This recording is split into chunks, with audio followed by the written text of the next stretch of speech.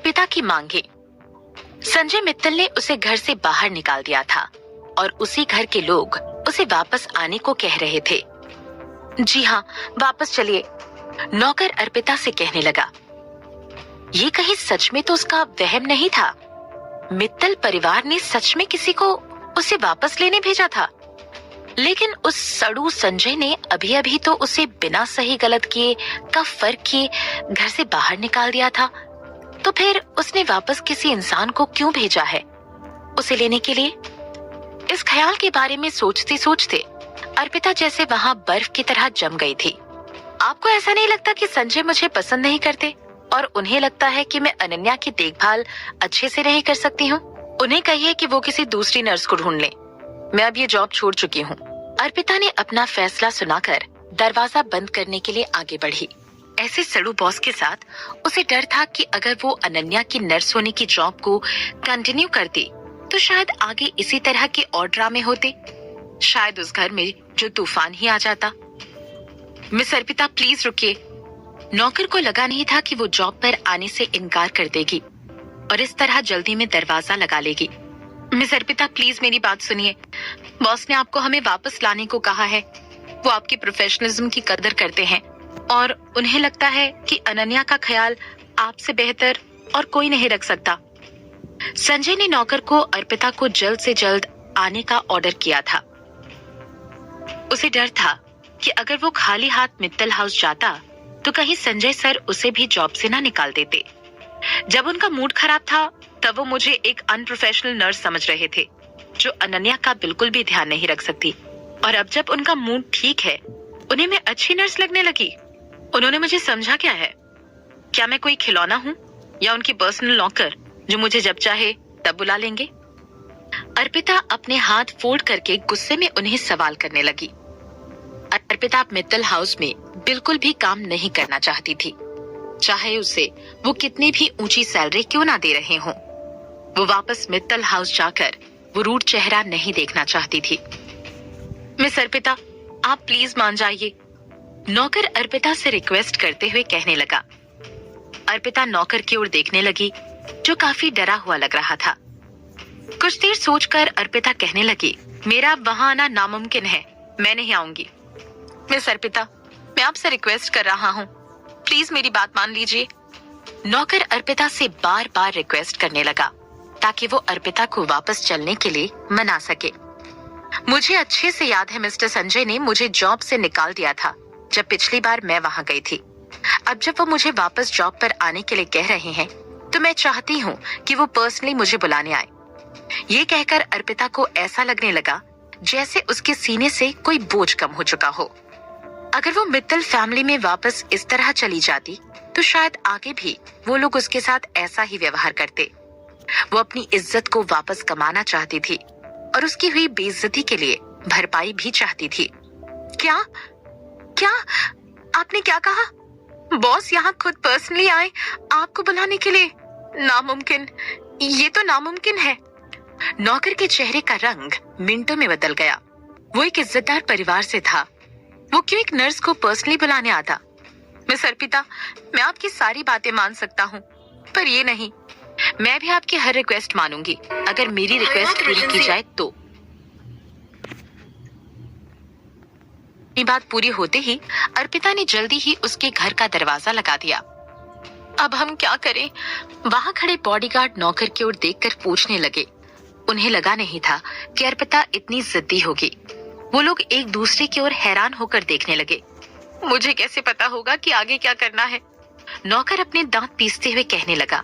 चलो सबसे पहले वापस चलते हैं। वो लोग मित्तल हाउस बिना अर्पिता को लिए ही लौट आए। वो लोग बहुत जल्दी में पहुंचे। रूम में एंटर करते हुए, अर्पिता कहाँ है? नौकर को वापस आता हुआ देखकर संजय नौकर के पीछे देखने लगा, लेकिन उसे समझ आया कि वो सिर्फ अकेला वहां मौजूद था। बॉस, अर्पिता वापस आने के लिए बिल्कुल भी तैयार नहीं है। उसने कहा कि पैनिक होकर नौकर अपने माथे से पसीना पोंछने लगा। कुछ देर बाद उसके मुंह से शब्द फूटने लगे। उसने कहा कि वो तब तक वापस नहीं आएंगी जब तक आप उसे पर्सनली लेने नहीं जाएंगे। संजय नौकर की बात सुनकर दंग रह गया।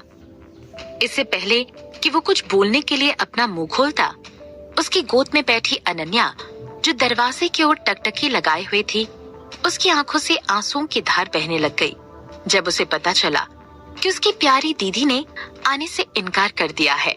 मैंने उसे वापस आने का मौका दिया, लेकिन उसने मना कर दिया। अपनी लिटिल प्रिंसेस को रोता हुआ देखकर संजय चुप हो गया। देखा आपने, प्यारी दीदी अब कभी नहीं आएंगी।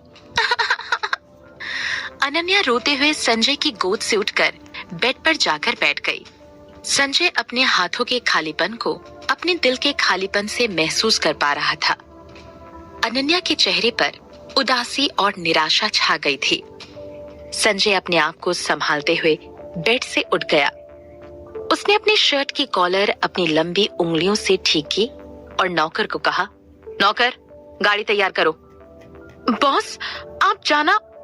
नौकर अचरज भरी निगाहों के साथ संजय को देखने लगा। अर्पिता को सूली पर लटकाने के लिए। संजय ये कहते हुए अपने दांत चबाने लगा। वो अचंभित नौकर के पास से गुजरते हुए रूम के बाहर चला गया। अपार्टमेंट के अंदर अर्पिता को अभी नींद लगी ही थी कि अपार्टमेंट की डोरबेल बजी। डोरबेल की आवाज के बढ़ जाने से अर्पिता की नींद खुल गई। वो अपने सिर को पकड़ते हुए बेड से उठी। वो अपनी आंखें खोल नहीं पा रही थी। वो जैसे तैसे करके दरवाजा खोलने के लिए आगे बढ़ी। वो एक ही रात में 2 बार नींद से उठ चुकी थी, इसलिए उसने इस बार बड़ी चिढ़ के साथ दरवाजा खोला। आपको समझ में आता है या नहीं? मैं कह चुकी हूँ ना, जब तक मिस्टर संजय पर्सनली मुझे यहाँ बुलाने नहीं आएंगे, तब तक मैं नहीं मानूंगी, नहीं मानूंगी, मतलब नहीं मानूंगी। अर्पिता अपनी बात कहते कहते ही बीच में रुक गई। अपने दरवाजे पर खड़े उस इंसान को देखकर ऐसा लग रहा था मानो अर्पिता ने कोई भूत देख लिया हो। अगले ही पल उसने बिना कुछ सोचे दरवाजा बंद कर दिया। धड़ाक। दरवाजे को जोर से लगाने की आवाज ने अर्पिता को वापस हकीकत में ला दिया। उसने अपना हाथ उठाकर खुद को चिमटी ली और फिर वो खिड़की से बाहर ताकने लगी। अभी तो अंधेरा था, फिर वो क्यों दिन में सपने देख रही थी? ये कैसे मुमकिन हो सकता है कि मिस्टर संजय खुद उसे बुलाने आए हों? नो वे। उसे जरूर थकावट की वजह से वहम होने लगा है।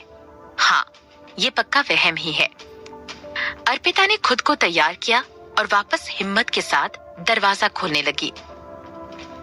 उस अपार्टमेंट की बिल्डिंग में संजय मित्तल की ऊंची छवि ने उस अपार्टमेंट को काफी छोटा बना दिया था। वो अपने पैंट के जेब में हाथ डाले हुए दरवाजों से सटी दीवार के बाजू में सीढ़ियों के किनारे खड़ा था। उसकी साइड प्रोफाइल काफी आकर्षक थी। जब उसने दरवाजा खोलने की आवाज सुनी, अपना सर मोड़कर देखने लगा। वो चार्मिंग चेहरा और उसकी गहरी आंखें, किसी भी औरत का दिल उसकी नजर से बर्फ की तरह पिघल जाता। पर इस समय अर्पिता अपने दरवाजे पर सिर्फ मौत को खड़ा देख पा रही थी। वो ऐसा दिखाने की कोशिश कर रही थी कि कुछ गलत नहीं है, लेकिन उसके हाथ जरूर कांप रहे थे। स्पेशली तब जब संजय उसकी ओर बढ़ने लगा। मिस्टर संजय, किसी को मारना कानून के खिलाफ है। भले ही मित्तल फैमिली के पास पैसा और पावर है, पर आप किसी का। संजय ने उसके हाथ को पकड़ा और उसे अपनी ओर खींचा। फिर वो मुड़ा और अर्पिता को दीवार से सटा दिया। उसने अपने दूसरे हाथ से अर्पिता की कमर को पकड़ा और अपनी आंखों को झुकाकर अर्पिता की ओर देखने लगा। उसके पतले होंठ कहने लगे, क्या तुम नहीं चाहती थी कि मैं तुम्हें पर्सनली बुलाने आऊं?